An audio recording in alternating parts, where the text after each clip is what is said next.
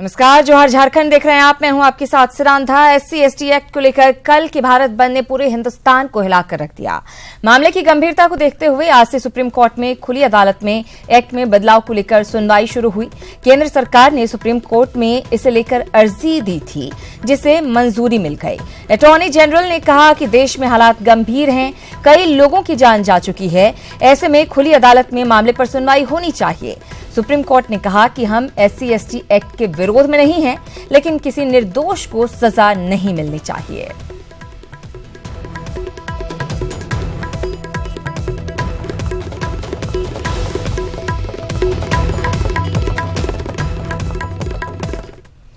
रुक करेंगे अगली खबर की ओर। भाकपा माले में विधायक राजकुमार यादव को पार्टी से निलंबित कर दिया गया है। राज्यसभा चुनाव में राजकुमार यादव पर अपना वोट बेचने का शक है। दरअसल राज्यसभा चुनाव में राजकुमार यादव का वोट रद्द हो गया था, इसे लेकर पार्टी ने उन्हें शो कॉज किया था, लेकिन राजकुमार की सफाई से पार्टी संतुष्ट नहीं थी, लिहाजा आज उन्हें पार्टी से निलंबित कर दिया गया। हमारी पार्टी ने यह निर्णय लिया था कि झारखंड में विपक्ष के एकमात्र उम्मीदवार कांग्रेस के धीरज साहू को वोट करना है। उन्होंने पहली वरीयता में उनको वोट भी किया, लेकिन एक तकनीकी चूक की वजह से उनका वोट रद्द हुआ। ये जो तकनीकी चूक हुई है, इसके लिए हमारी पार्टी को बेहद अफसोस है और इस तकनीकी चूक के कारण से राजकुमार यादव को पार्टी के तमाम पदों से निलंबित कर दिया गया है और एक केंद्रीय स्तर पर जांच टीम बनाई गई है। जमशेदपुर के बिरसा नगर में सीएम रघुवर दास ने लीज बंदोबस्ती कैंप का उद्घाटन किया। इस मौके पर सीएम ने अतिक्रमित सरकारी जमीन पर बसे लोगों को लीज का तोहफा दिया। साल 1985 से पहले बसे लोगों को झारखंड सरकार 30 साल की लीज दे रही है। इस मौके पर जमशेदपुर के डीसी अमित कुमार समेत कई आला अधिकारी मौजूद रहे। जिनको आज तक अनधिकृत बस्ती का दर्जा प्राप्त था, आज इस कैंप के माध्यम से इस राज्य के तमाम वैसे बस्तियां जो 85 के पूर्व यानी 30 वर्षों से पूर्व को रह रहे थे, उनको अधिकृत करने का सरकार का निर्णय की शुरुआत आज फॉर्म वितरित करके शुरुआत हो रही है। वहीं जेवीएम ने सीएम के कार्यक्रम का विरोध किया। बिरसा नगर के संडे मार्केट मैदान में जेवीएम के अलावा बिरसा सेवा दल के सदस्यों ने धरना दिया। जेवीएम के केंद्रीय महासचिव अभय सिंह का कहना है कि मुख्यमंत्री ने इलाके की जनता से मालिकाना हक का वादा किया था, लेकिन लीज बंदोबस्ती कर जनता के साथ धोखा किया जा रहा है। एक बड़ी विडम्बना की बात है कि जमशेदपुर में जिस प्रकार मुख्यमंत्री जी इतना लावा लश्कर और फोर्स लगा करके बिरसा नगर में आज लीज बंदोबस्ती का आवेदन ले रहे हैं, इससे समझ में आता कि मुख्यमंत्री जी ने जो कार्य किए हैं जमशेदपुर की जनता उससे संतुष्ट नहीं है। 86 बस्ती के लोग संतुष्ट नहीं है। मुख्यमंत्री जी को गंभीरता से विचार करना होगा कि कल तक जो लोगों ने आपको फर्श से अर्श पहुंचाया, क्योंकि जिस मुख्यमंत्री को हम लोगों ने, जिन्होंने हम लोगों को एक वोट बैंक की तरह इस्तेमाल किया, 5 बार विधायक बने, 5 बार वे जीते गए और इसमें अहम भूमिका इस बिरसा नगर की भी थी। और आज जब वो की मुख्यमंत्री के पद पर है, उन्होंने पहले भी हम लोगों से या संकल्प किया था या कहा था, वादा किया था कि हम आप लोगों को मालिकाना हक देंगे, मगर जो हमारे खून पसीने से बनाई गई इससे आसियाना को उजाड़ने का आज वो काम कर रहे हैं।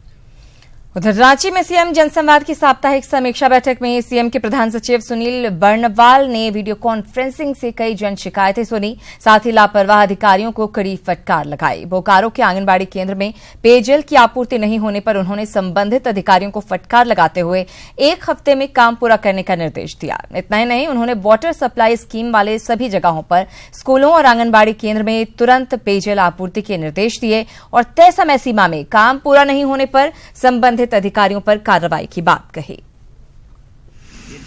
2 साल से बंद था, तो आप लोग कर क्या रहे थे? और ये कंप्लेन जो है ये जुलाई 2017 में आया है, मतलब ऑलमोस्ट 9 महीने पहले कंप्लेन आया है और उसके बाद आप कह रहे हैं 1 सप्ताह में लगेगा। और अगली खबर भी रांची से। जेएमएम, जेवीएम, आरजेडी और कांग्रेस के संयुक्त प्रतिनिधिमंडल ने निर्वाचन आयुक्त से मुलाकात की। साथ ही अपने स्टार प्रचारकों के लिए वाहनों की परमिट जिला स्तर पर लेने की बाध्यता खत्म करने की मांग की। नेताओं का कहना है कि राज्य में पहली बार दलीय आधार पर चुनाव हो रहे हैं और सभी पार्टियों के स्टार प्रचारकों की सूची तैयार की गई है। अब हर जिले में प्रचार के लिए गाड़ियों के लिए परमिशन लेना संभव नहीं है, इसलिए परमिट राज्य स्तर पर दी जाए, जिसके बाद राज्य निर्वाचन आयुक्त की तरफ से इस समस्या के समाधान का आश्वासन दिया गया। तो निर्वाचन आयोग में ये कहा गया है कि इस वर्ष ये संभव नहीं है कि हम यहाँ से परमिट दें, लेकिन स्टार प्रचारक की लिस्ट मैं गाड़ी नंबर के वो हर जिले में यहाँ से भेज देंगे और उसके बाद कोई दिक्कत आपको नहीं होगी, ये आश्वासन उन्होंने दिया है। स्टार प्रचारकों के बारे में अभी प्रतिनिधिमंडल आया था, प्रतिनिधिमंडल से बात हुई है, उनकी सूची निर्वाचन आयोग कार्यालय को उपलब्ध कराई जाएगी, जिसकी सूचना सभी जिलों को निर्वाचन आयोग कार्यालय द्वारा प्रेषित कर दी जाएगी। और धनबाद एसीबी की टीम ने गिरिडीह के जरमुने पूर्वी पंचायत की घूसखोर मुखिया सुनीता देवी और उनके पति लाल पासवान को गिरफ्तार किया। बिल पास करवाने के एवज में ठेकेदार रामकुमार बिंद से मुखिया 21,000 रुपए घूस ले रही थी। इसी दौरान एसीबी की टीम ने रंगे हाथ दबोच लिया। 14वें वित्त आयोग से करीब 5 लाख की लागत से पीसीसी की 2 सड़कें बनाई जानी हैं, लेकिन इसका बिल पास करने के लिए मुखिया घूस मांग रही थी।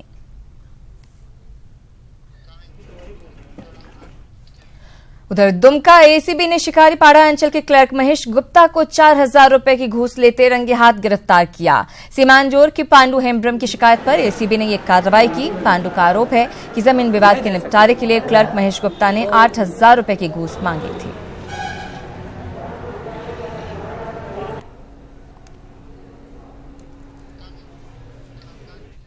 उधर हजारीबाग महिला थाने में पति की हत्या के आरोपी मंजू देवी ने फांसी लगाकर आत्महत्या कर ली। मंजू पर अपने प्रेमी के साथ मिलकर पति घनश्याम की हत्या का आरोप था। वहीं प्रेमी श्यामलाल ने भी पेड़ से फांसी लगाकर जान दे दी थी। इसी मामले में पूछताछ के लिए मंजू को हिरासत में लिया गया था। जेवीएम ने घटना में लापरवाही के लिए जिम्मेदार पुलिसकर्मियों पर कार्रवाई की मांग की है।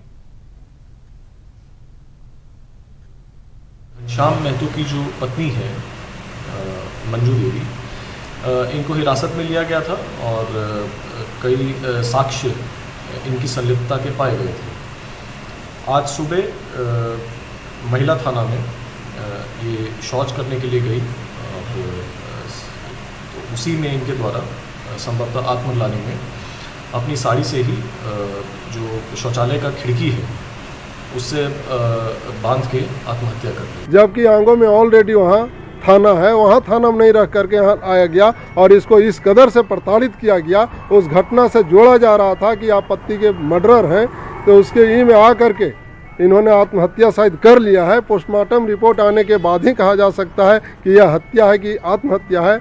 मैं प्रशासन से यह कहना चाहूँगा कि जो दोषी पुलिसकर्मी हैं उन लोगों की गिरफ्तारी हो, उन लोगों के खिलाफ मुकदमा दर्ज।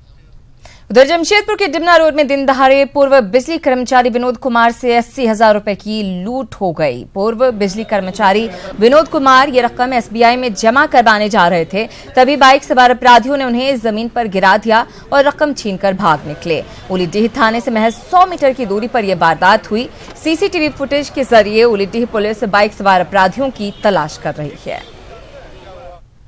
बैंक से आ रहे थे, पैसा जमा करने गए थे, 2 अकाउंट में 40,000 रुपया। वो नहीं लिया बैंक, बोला कि कार्ड बनाइए, तब बाहर का अकाउंट है। तो हम आ रहे थे, बैग में पैसा रखे, डिक्की में रखे, यहाँ गाड़ी मुड़ने लगी तो हमको धक्का दे दिया, हमको गिरा दिया और बैग लेके भाग। जिसमें ताला नहीं लगा हुआ था, राजदूत की गाड़ी के डिक्की में इन्होंने कुछ पैसा रखा था। संभवतः वो पैसा जो है सो इनके जो जैसा ही बता रहे हैं कि कुछ इन्होंने निकाल लिया है। जांच कर रहे हैं, इस जांच में सभी बात तथ्य आ जाएगा। अगर होगा तो अपराधी की जल्द से जल्द गिरफ्तारी होगी। और चतरा पुलिस ने सीबीएसई प्रश्न पत्र लीक मामले में बिहार के 2 छात्रों को गिरफ्तार किया है। दोनों को सुपौल के मरौना थाना क्षेत्र से पकड़ा गया है। मोबाइल लोकेशन के जरिए दोनों को ट्रेस किया गया। इस मामले में पहले भी कई छात्रों को पकड़ा जा चुका है। कहा जा रहा है कि 28 मार्च को मिशन 30 नामक व्हाट्सएप ग्रुप पर छात्रों को प्रश्न पत्र मिले थे। इसके एवज में 3 से 5 हजार रुपए तक लिए गए।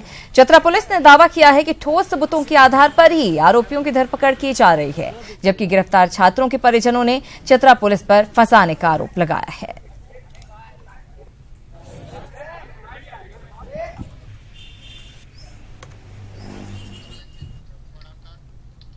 और दिल्ली से एमसीआई की 3 सदस्यीय टीम ने धनबाद के पीएमसीएच का औचक निरीक्षण किया। साथ ही 23 विभागों के संसाधन, प्राध्यापक, नर्सिंग और पैरामेडिकल स्टाफ की जानकारी ली। पीएमसीएच के प्राचार्य डॉक्टर कामेश्वर विश्वास और अधीक्षक डॉक्टर सिद्धार्थ सान्याल ने भी एमसीआई को पूरी जानकारी दी। इसी रिपोर्ट पर पीएमसीएच को एमबीबीएस के कटौती किए गए 50 सीट वापस मिल सकते हैं। गौरतलब है कि संसाधन और स्टाफ की कमी के चलते साल 2016 में एमसीआई ने पीएमसीएच की 100 एमबीबीएस सीटों को घटाकर सिर्फ 50 कर दिया था।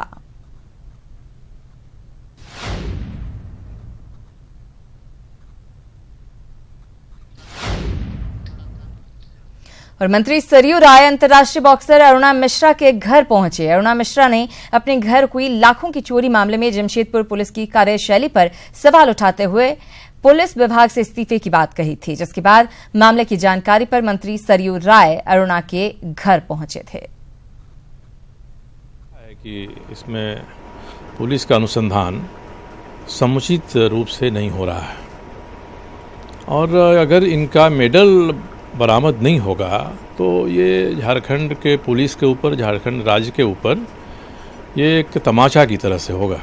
सम्मान मिला है, राष्ट्र के लिए मिला है, इस राज्य का भी गौरव है और उसको चोर चुरा कर किसी सोनार को बेच देगा और सोनार गला के अपना सोना बना लेगा तो इस संपत्ति का तो कौड़ी का मोल हो गया। ये कल मुख्यमंत्री से भी मिली हैं, मुख्यमंत्री पुलिस महकमा के मंत्री भी हैं। मुझे लगता है कि जरूर कार्रवाई करेंगे। और चारा घोटाला के डोरंडा मामले में सीबीआई के विशेष न्यायाधीश प्रदीप कुमार के कोर्ट में सुनवाई हुई।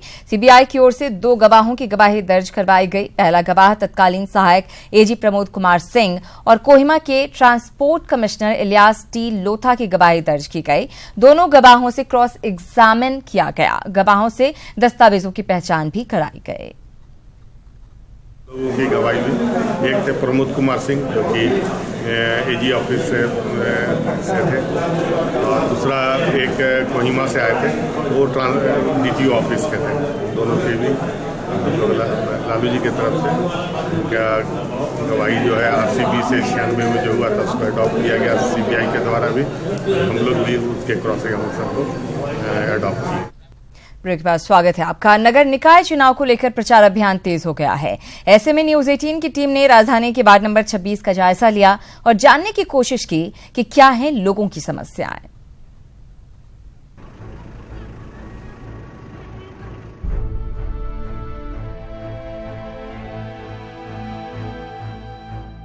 सिद्धो कानो पार्क के सामने से मिसिर गोंदा जाने वाली रोड में काके हाथमा बस्ती पड़ती है। वार्ड नंबर 2 के तहत आने वाली इस बस्ती में करीब 500 से ज्यादा घर हैं और इन घरों में आम से लेकर खास लोग रहते हैं। बावजूद इसके इलाके में बुनियादी सुविधाएं नहीं हैं। लोगों की शिकायत है कि पीने के पानी की समस्या के साथ सड़क की भी समस्या है। बिजली के खंभे हैं लेकिन स्ट्रीट लाइट नहीं है। इलाके में साफ सफाई का भी हाल कुछ ऐसा ही है। सबसे बड़ी समस्या यह है कि यहाँ जो पानी की सुविधाएं नहीं है। जब से हम जान रहे तब से तो हम देखते हैं कि वो लोग हाथमा से हम लोग के बस्ती लेने आते हैं पानी, बचपन से ही देखते आए हैं। प्लस सफाई और वहाँ एजुकेशन है वो बहुत ही मस्ट होना चाहिए। स्थानीय लोगों की शिकायत है कि नगर निगम का कोई भी सफाई कर्मी इलाके में कभी पहुंचा ही नहीं। काके मिसिर गोंदा, झारखंड चौक, हाथमा, सरना मध्य विद्यालय के रास्ते से गुजरने वाले 4 किलोमीटर के रास्ते में गड्ढे ही नजर आते हैं। हद तो यह है कि उबड़ खाबड़ सड़कों पर बने स्पीड ब्रेकर लोगों की जान के दुश्मन बने हुए हैं। समस्या ये है कि यहाँ मैंने कि कुआं हुआ है मगर कुआं सूख जाती है और हम लोग को पानी लेने के लिए दूर जाना पड़ता है। जैसे सरना टोली में बोरिंग भी खुदवाए हैं लेकिन उसमें भी पानी मैंने नहीं निकला था। जो बनेंगे तो उनको मैं बोलूँगी कि सबसे पहले वही पानी का सुविधा करें हम लोग। हाथमा बस्ती के चारों ओर कचरा बिखरा नजर आता है। लाचार होकर इसे यहाँ के स्थानीय लोगों ने अपनी नियति मान ली। हर दिन पानी के लिए जद्दोजहद और जिंदगी जीने की कोशिश। नगर निकाय चुनाव में खड़े उम्मीदवार भी समस्याओं को स्वीकार करते हैं। 2 नंबर वार्ड से खड़ा हुए हैं। सबसे बड़ा सब चीज़ में समस्या है, जैसे पानी का समस्या है, नाली भी जो है, नाली जो कचरा जो होता है उनका समस्या है, और सफाई का भी पूरा ये है। जाहिर सी बात है, लोगों की तकलीफों को दूर करने का वादा पहले भी किया गया होगा और इस बार भी होगा, लेकिन जनता वादों पर एतबार करे तो कैसे। इन्हीं उम्मीदों के बीच जनता एक बार फिर वोट करेगी कि इस बार उनके इलाके का विकास हो पाएगा। न्यूज़ 18 के लिए रांची से अमिता सिन्हा की रिपोर्ट। उधर पाकुड़ के किसान सूर्यमुखी की खेती के जरिए अपनी किस्मत संवार रहे हैं। इससे न सिर्फ सूर्यमुखी की खेती को बढ़ावा मिला है, बल्कि किसानों का जीवन स्तर भी सुधरा है।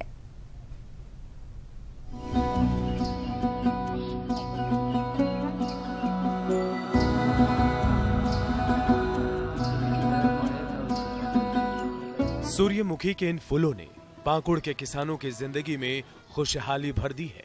महेशपुर के दिसरामपुर और अनुपंडागा के दर्जनों किसान सैकड़ों एकड़ में सूर्यमुखी की खेती कर रहे हैं, जिसकी कोलकाता के साथ साथ पड़ोसी रामपुर हाट शहर में काफी डिमांड है। सूर्यमुखी के ये फूल 200 रुपए किलो तक बिक जाते हैं। दरअसल दलहन की फसल के साथ ही सूर्यमुखी फूल की खेती भी हो सकती है। कृषि विभाग ने किसानों को इस तर्क पर समझा बुझाकर तैयार किया कि सूर्यमुखी हो न हो, कम से कम दलहन की फसल तो होगी ही।